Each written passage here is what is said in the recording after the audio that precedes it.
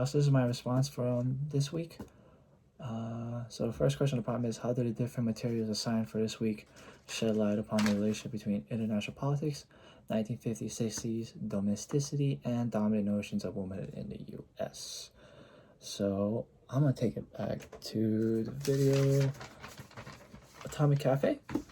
So during around 50s or 60s, around that time, the Cold War was heating up. It was between us and communist Russia, and so the American media was basically putting out these commercials to help inform the American public of what to do. Like the turtle commercial was showing you, like, in case of an atomic like a bomb hitting, what do you do? You think there's like duck and cover. And the one big commercial that stood out to me was there's the two women who were grabbing like items one at a time and showing their audience like, this is this, and they put it in the basket. I thought that was directly towards to American women, especially in the middle class. Because around that time, most of middle class women were housemakers, housewives. Their job was to take care of the family, take care of the house, and so it was just showing them like, hey, this is what you should prep for in case of a nuclear attack. And so all these commercials were just to help inform the American public and kind of keep them at ease. But that wasn't the same in the Pacific, in the Marshall Islands, where America was doing their nuclear tests, especially on Bikini Atoll. They had to like relocate the natives there to a different island. And the messed up part was, after all the testing, they told them, hey, it's good, it's good for them to go back to the island.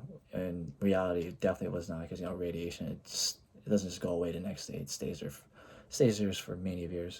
So when they got back, a lot of them contracted a lot of health problems like cancer, and then America said, basically was like, oh, oops, my bad, and they gave them money for compensation, which I don't think equates to what they should have actually got. And in any case, yeah, that's that. And so for the second question, how are the meanings of masculinity and femininity constructed, challenged, and debated through the media, cultural life, and political activism? So I'll take it to the movie Awakening, Women Who Made America. I really love that movie.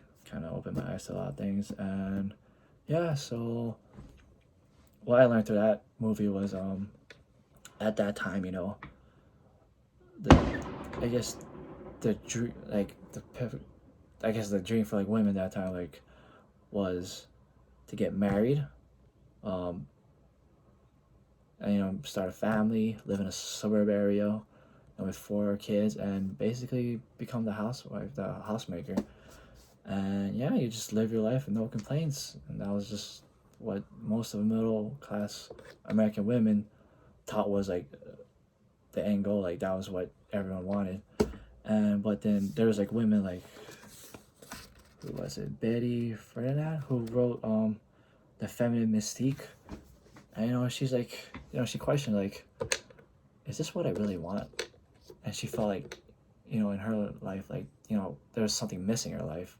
Because a lot of these women, like, they're really educated. Like, a lot of them got their degrees in college, but then I remember there was like one quote one of the women said, they're like, oh, I got married and I just hung my diploma over like the washing machine or something. Like that's what they did with their education, because that's what they ended up being, was just typical housewives, because that was like America's idealistic view of what women should be. That was the middle class. But then eventually, women was like, no, that's not what I want to be. I want to do something with my education. I want to do something besides just be a housewife. And that's like eventually how the whole women's movement started.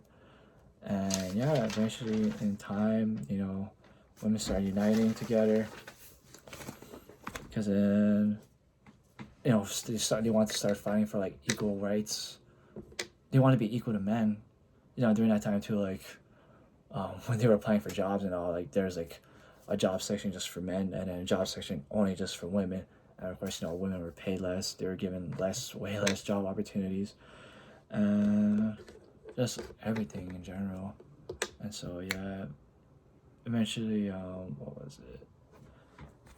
Oh yeah, the National Organization for Women was formed, because the organization that was like for equal opportunities, they weren't really doing anything, and so that, yeah, like I said, now was formed, and eventually Title VII came into effect, and that put women at the same level of men, supposedly, but that didn't happen immediately. It took some time, and so eventually, women's liberation movement happened. Um, Women were just fighting in every way they could to get to be on equal footing with men. And yeah, that's it.